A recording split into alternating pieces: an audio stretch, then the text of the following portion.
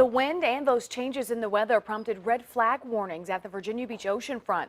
10 on your side's Matt Gregory has more on how the weather impacted folks' holiday weekend. Hey, Matt. Yeah, Brandy, out here in Portsmouth, the clouds rolled in this afternoon and into the evening. But back at the oceanfront earlier today, that change in the weather that made it wetter than tourists expected didn't seem to bother them. They all still turned out, which had Virginia Beach lifeguards on high alert.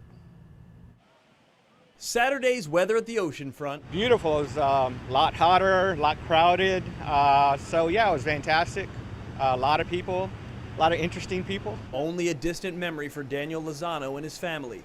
The change in weather was also noticed by Virginia Beach's life-saving service. They came out, it was flat calm, had no consideration of flags, and by the time they were done putting the umbrellas and stuff out for the guards, flags had to come out immediately. The red flags meant knee to waist high water restrictions. It also indicated a tough current, but not enough to keep tourists inside or out of the water. We're up to about 6 or 7 rescues today with probably 12, 13 people pulled out so far. With one day left of the 4th of July weekend, Tom Gill from the Life Saving Service has a message to make it a safe end to the holiday. Something you can just go check in with the lifeguard, talk to them.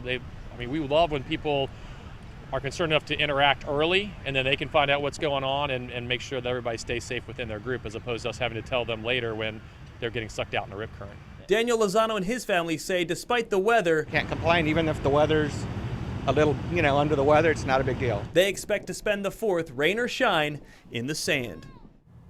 And Tom Gill says they had between 75 and 80 lifeguards at the oceanfront today, and he expects about the same number to be scheduled for tomorrow. In Portsmouth, I'm Matt Gregory, 10 on your side.